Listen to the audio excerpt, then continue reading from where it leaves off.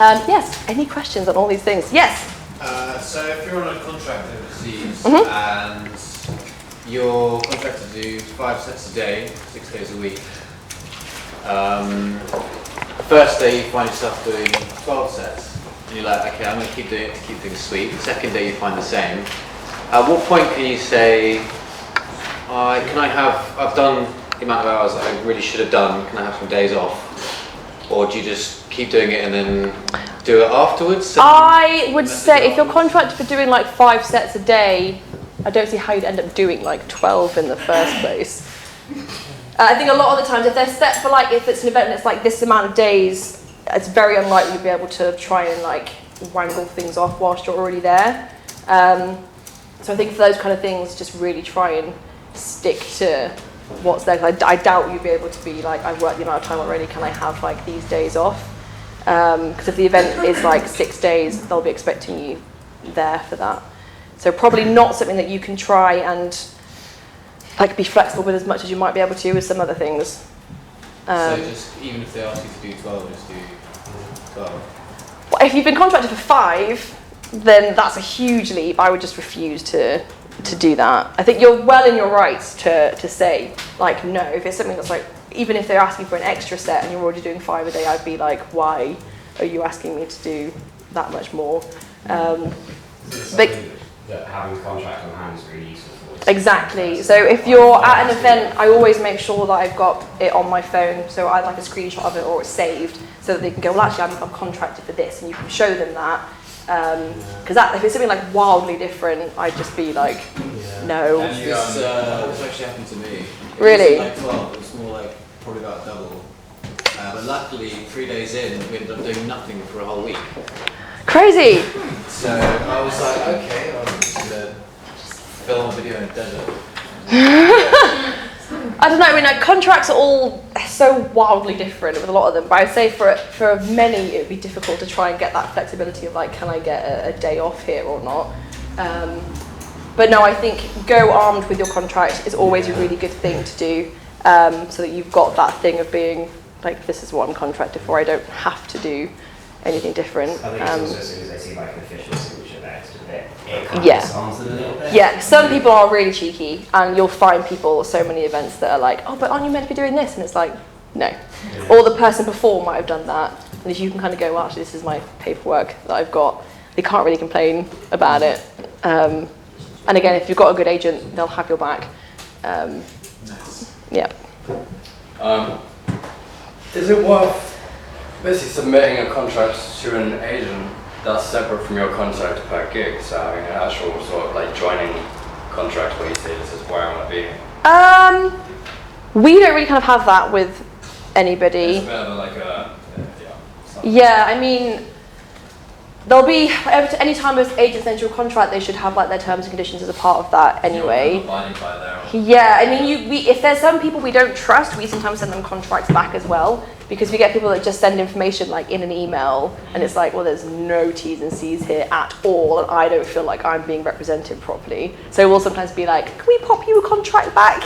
Just because then it means like if they for some reason don't pay, it's like, well, here's a contract that you've also accepted. Sometimes they can put people off, but I think sometimes it's worth it. Yeah, I think, but yeah, we wouldn't normally do like an overarching one or anything. Yeah. Yeah. What's your preferred way for performers to deal with, like, not double bookings, but so I get an inquiry from one person, and then I get another inquiry for the same date? I normally just like to be kept in the loop. Most of the time, like agents, unless it's something like really, really specific, will quote it as like a subject to availability thing anyway. I make it very clear, like if you leave it a particular amount of time without coming back, that person probably won't be available. So if they're not, you can't be angry about it. Should have booked sooner. Don't leave this late. So if you've got a thing that is, yeah, like very similar or seems keen, I just think keeping people in touch. So I normally just go back to another, because we get it all the time as well. So it's kind of like, just letting you know, our last champagne skirt has had like an inquiry here, so it's now very much down to whichever one of you books first. And then it means that if that person comes back to you, it's like, sorry, like, so if you do end up getting booked, just send another courtesy email going, just so you know, I'm now not available, just so that like the other person knows. But like you'll often get the same inquiry come through 3-4 agents, especially if we're doing something that's a bit more like specific. And stick to your guns as well with all of that, because we had a knife throwing show, and we had it come through 4 different agents. All of them were like, the client wants discount, the client wants discount. Why? They haven't earned a discount. So we didn't do it for anybody, so it meant they had to book full price. But if that had gone to one other person who happened to be a knife thrower and they'd done less, they'd have got it for less. And they shouldn't do, because it's not fair. So do stick to your guns if you can, because yeah, you will get those things. But I think just be transparent and just kind of say to people, like, I've had it, blah, blah, blah. Gaia. I've had it a couple of times where, like, verbally, or like, maybe not verbally, but through Messenger or something, I've confirmed an event, and they said, are you free to fire, or are you free to contract, or whatever. And then when the contracts come through, they've asked for more than we confirmed. I normally bring it up, and you're absolute right to refuse doing it. It's okay that I bring it up, because I do, but I always feel a bit tentative, because I don't want to seem like I'm being difficult. No, but we get it. Because I want the work. Yeah. I would have just liked to know. But they're probably not going to be able to get someone else to fill it anyway. And they're just trying to take liberties with it. And that's the whole thing about like not being with agents who are going to look after you. We get it from people all the time as well, when they get back and they're like, oh, it's this long. It's like, well, you put an hour and a half down there, and it's, you know, or whatever. And it's worth bringing it up. Like a contract, until you've accepted it and said, I accept it, it doesn't really stand for that kind of thing. So do bring it up, because I think it's really unfair. We do it, if it ends up being more time than we were anticipating, bring it up. So you said try and get your work with as many agencies as possible, because there's a few that are exclusive, aren't there? Yeah, so things like Fool's Paradise, I think, have quite things that are quite exclusive. So if you don't want to be exclusive, then just don't go to them. But do you know, is that, I'm guessing that's is that by act or by? I think, some of it is, like they don't tend to book like you as a performer. Yeah. There are some people, I think, like, because Udry was one that was like with one agent, wasn't he? Yeah, so it is a thing that happens, but it's quite rare. Yeah, generally cruise line agencies are exclusive agents, so you can only work with one cruise line agent. Fool's Paradise also have exclusivity with your act. It's not with you as a performer. It's John Glovall's Trees can only be booked through Fool's Paradise. The Grannies on their mobility scooter things can only be booked through Fool's Paradise. Yeah, so there's certain things, but yeah, you don't often get like performers that are represented by one agent. I think it's more of like a kind of music industry thing where that kind of thing happens, and I've known of people that have like transitioned between stuff and been like, oh, I need to get an agent, or I need to only have one. It's like, no, you can have loads. So yeah, if you've got like a really high-end app that like something like Fools would take, then it's kind of like great, because you're probably guaranteed to get more stuff, but it's more of a rare thing. Okay. Ecuador? What's your procedure as an agent when a client on a job asks one of your performers to do overtime? We normally kind of have a set fee that we kind of say like it's 50 quid, whatever, for an extra half-hour set or something. So I normally just say if they want to do more, performers just always call like your agent and just say, am I okay to do more? How much would it be? Because obviously we need to know for invoicing purposes and stuff. Unless it's like cash in hand, in which case, do it. So something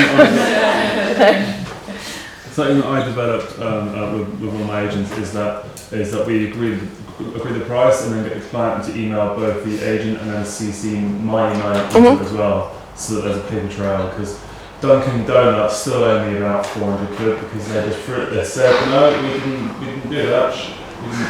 This is the thing, so it's often like good to get it in written confirmation. So if you can email or give your like agent a call and go, this person wants to add this much more on, they'll then often send an email to go, just to confirm, I've spoken to the performer, they're going to do this extra set for this much plus whatever, and then it goes to like official channels. If they've got like the cash on them on the day and they're like, here's to go for an extra set, go for it. I don't see any problem with that as long as you're getting the money for it.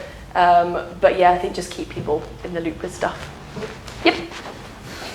What do you need to gather before contacting an agent? Say if I'm making a new ad. Make sure you've got good photos. Videos are obviously harder to come across as one of those where, unless you're a bit more established, have a bit more cash to like flash around to kind of get something nice filmed, it can be the harder aspect of things, but we can live without videos. Photos are like necessary though, so make sure you do spend the time to get like some nice photos.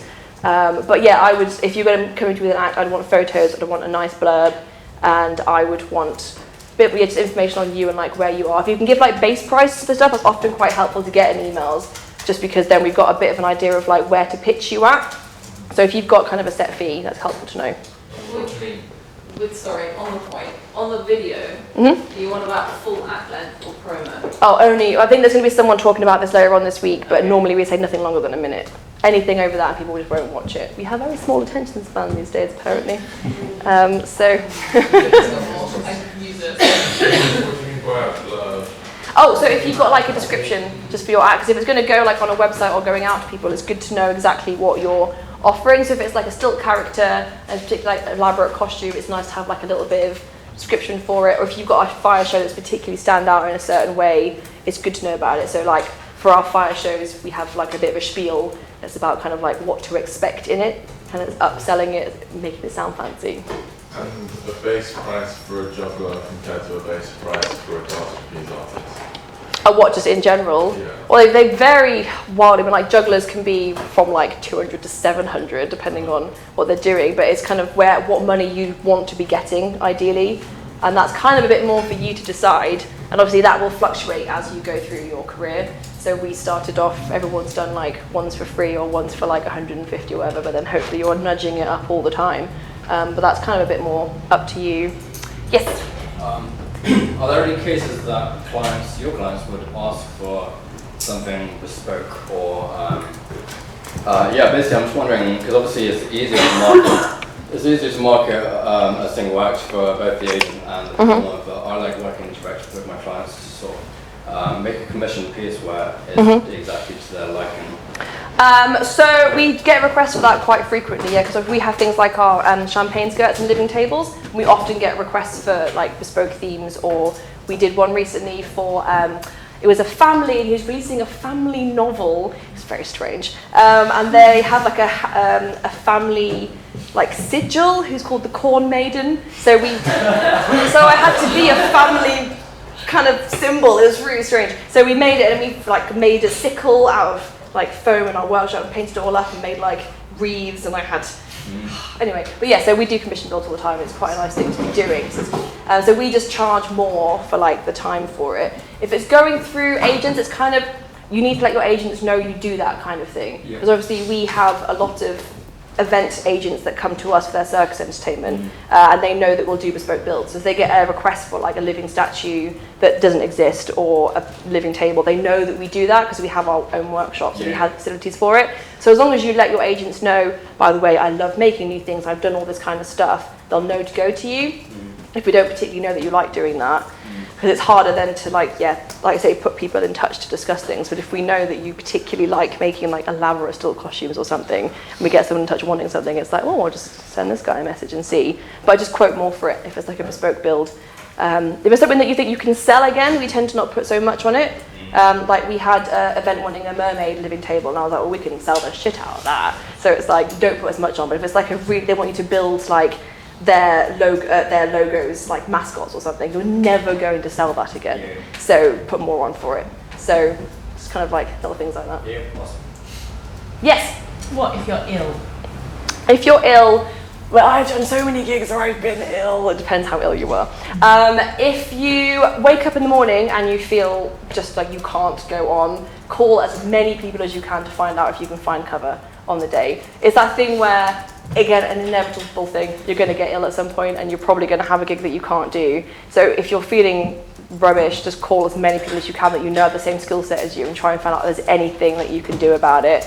If not, it'll just be an unfortunate case of probably having to just, like worst case scenario, just say that you can't be there and they'll just have to get it dealt with, but it probably means no money. Unless you've got like a doctor's note that you can have proof for it. At which point you're probably looking at like 50% of fee maybe, if you can try and like find a middle ground. So that thing of going, you're ill and you can't go, but obviously that was probably your income for the weekend. So it's looking at it from both sides of the picture. That's again why I try and do, like with being an agent in the middle. I had some people that got snowed in on the M1 last year because they couldn't get to an event. They spent 10 hours trying to get there. They left at 4 a.m, like as much as they could, but they got stuck between junctions on the M1 with a jackknife lorry in front. So they didn't get off for hours. So it's that thing of being like, well, they tried, as far as I'm aware, they could not have tried any harder to get to that event. But at the end of the day, the client didn't get their entertainment. So you've got to think of the balance of like, I think I managed to agree 50% in the end payment, because it's like, well, you can't expect them to pay full whack because you didn't make it there, but you tried really hard to get there. So I think that's a fair compromise. And obviously being self-employed, it's that difficult thing about it, but I think you've got to try and be reasonable and see it from both sides sometimes, because there was an event there that didn't get 4 entertainers that were a focal point of their day, didn't turn up. And yes, it's awful because you're not getting money and you tried hard, but you've got to see it from both sides. I think, yeah, if you're ill, try as hard as you can to cover it, but if you can't, you just have to try and deal with it in a way that's kind of fair for everybody. Yes? In terms of cover, do you have like a specific process with like vetting people? Will you take them at suggestion from the performer? Yes, so that's another thing that, to take into consideration, that could potentially fall back on you. Yeah. So we had an event for a Christmas contract and it was very specific with what they wanted, so I put 2 very specific performers on it, and then they got an international thing that came up and they took that instead, and they were like, but it's fine because we've got 2 people that we can put on it, and they were terrible. So like, it was just like the contract from hell, like nothing else could have gone wrong. One of them got like norovirus halfway through. And it was just one of those that was like, can't be dealing with this phone call now, this contract has been awful anyway. And like, you've like not provided what they wanted. There's been arguments over everything and they were massive divas when they turned up and it was just, everything was awful. And then one of them got the norovirus, and I was just like, screwed, we're so screwed. This is one of those contracts where I just couldn't wait for it to be done. Yeah. The agent has come back to us since. It's taken a while to get there of me emailing, being like, wobble, wobble. So you can call back for things. But if you're putting people on it, do be aware that could reflect back on you. But if you're confident in it, then it's not a problem. Would you have, so like, say, do you have like a policy with people that you haven't worked with much? Would you have to check the, like, say they manage to get covered like a fair amount ahead, would you say that it has to be someone who's worked with the agency before? Not necessarily, but if it's quite far in advance, I would probably like them to like send me some either like media or video if possible. If it's a really last minute thing where it's like, I'm really ill, I'm not making it to my gig today, but this person is free and they can either do, again, it got to be flexible. If they can't do everything, but they could do like 2 of your skills you were supposed to be doing, I'd be like, fine, and I'll just call the agent. Probably as the client, I'll probably still give them a discount of some kind, but at least that's better than nothing. So I think if it's, lots in advance, I'd probably be like, or depending what it was, if it was like a show for something, I'd probably be like, can I see some stuff? But if it's someone that I trust, I would like hope that person would be okay. So even that one time that we had the Christmas contract one, like normally if people have recommended people, they've been great. Just that one, it was just fate to be awful because everything else about it was. But yeah, it will reflect on you. Yes, sod's law. Like honestly, yes. I don't think I've ever seen it in a contract, so I'm just curious. If I was on a gig and I injured myself halfway through one of my sets and therefore couldn't complete the rest of it. Well, there's a difficult one because obviously we have PLI and everything that kind of covers all that kind of stuff, but I would say it depends on the client as well. Like there's so many scenarios where it's like literally just situation specific, because if they're really understanding and you're just like, I've broken my arm and it's hanging off weirdly, they're probably going to be like, shit, go deal with it, it's fine. But you're probably might get someone at some point that's like, it's not acceptable. So again, you may end up having to do some form of like monetary discount. But yeah, it's I don't know, I might have to do a bit more reading into that one actually and have a look, because I've not had it happen yet where I've had someone like it. But again, it's a very likely thing. Because you've had, Josh, did you have someone who injured themselves during?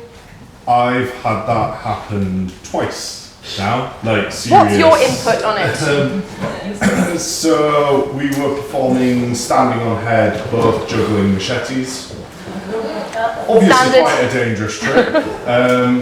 Dan forgot his fayus, which are an acrobatic plimsoll for anyone who doesn't know. So we did it in his boots. He slipped from my head and fell in front of me. I went to catch him. Obviously I'm holding 2 machetes. I went shit, threw them to the floor. He lands first foot, like straight in front of me. We think at this point he's broken his hip. That was luckily at the end of the show. What a finale! It was the finale trick, and thankfully there was quite a few doctors. So he did have to be like lifted in an ambulance and all that sort of stuff.